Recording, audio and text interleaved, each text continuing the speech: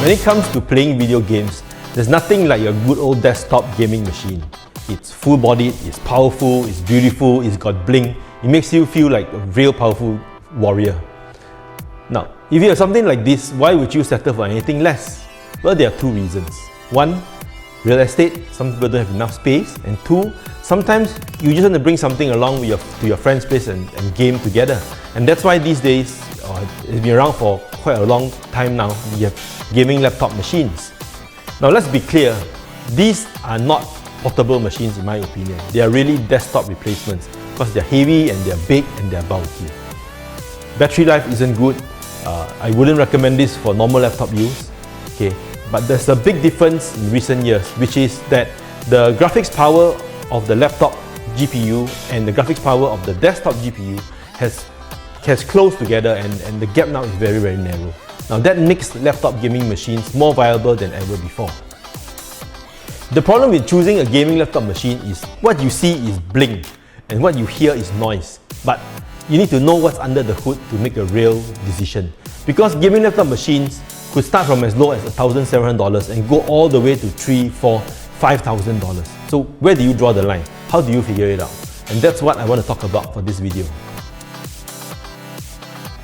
Now, the chip shortage in the world today basically has pushed up the graphics card prices. Okay, so the main determinant of price in any gaming laptop today is really your GPU or your graphics card. Now, these days, the standard to go for is the NVIDIA RTX 3000 series, which starts from the 3050 and goes all the way to 3090.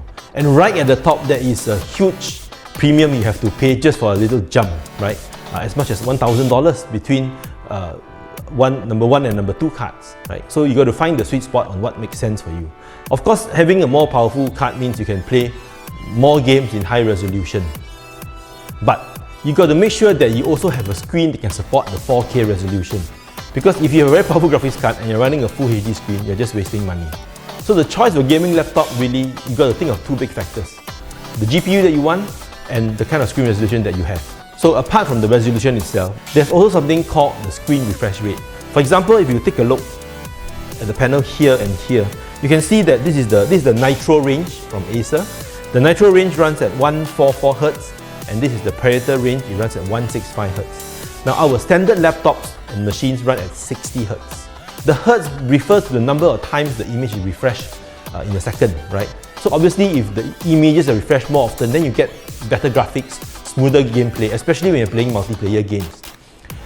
Now for me, I'm lousy at shooters, and I think it makes no difference whether it's 144 Hz or 165 Hz. But if you ask the serious gamers, people who play Fortnite, League of Legends, the competitive players, they tell me that the difference in Hertz does make a significant difference because they get to see the enemy and shoot them before the enemy returns the favor. So of course, if money is no object, you want to get the fastest GPU, the best screen at 4K, and the best refresh rates. But in reality, this does not exist. Not only will this cost you a bomb, the problem is the higher the resolution, very often you cannot find screen panels that has also the highest refresh rates. Okay, so getting a 4K resolution screen with a 165 Hz refresh rate is not easy, and often you may not even find it. So those are the considerations that you must think about. Now, in addition, what makes a gaming laptop different from a normal laptop with a good graphics card is also the overclocking. The reason why these machines are big, apart from the bling, right? You got to put lights inside. Apart from that, they are big because cooling is very important. Now let me just show you with this laptop, right? If you look at the cooling vents, all gaming laptops have a lot of cooling vents here, here, and even the side, right? These cooling vents are important because with these gaming laptops, you can actually overclock your GPU and your CPU so that you can get the maximum oomph out of them. And the other thing, of course, is a good keyboard. Some of the gaming machines out there, they even have mechanical keyboards, or some have even keys at the WASD keys that you can change out keys with different travel so that you get a better feel, right? Depending on the game that you're playing. So the other big difference about these gaming laptops is it's not just the fact that you have a 3050 or a 3080 graphics card. You actually want to overclock it and push it to the limits. And all of these machines have a simple button. In the case of the Predator Sense, you can hit the button and you can immediately choose the settings that you want to overclock the machine. Of course, overclocking gives you more performance, But it also means the fans are turning harder and louder and noisier. So that is a trade-off that you need to think about. That's why when you're choosing a gaming laptop, the cooling and the fan speed, these are very important considerations. There's so many different gaming laptops out there from so many different brands. Even Acer itself, they have the Predator series and the Nitro series. I think if you're looking for a gaming laptop, there are a few minimum considerations you gotta think about when it comes to the specs. First, I think you need the Intel i7 or an AMD 7 Ryzen processor, at least 16 GB of RAM, and I think at least 1 TB of SSD storage. You should also get a screen that at least has 144Hz refresh rate, especially if you're going to play Fortnite and a kind of very active multiplayer games. But really what it boils down to in the end is really about your screen resolution and the graphics card.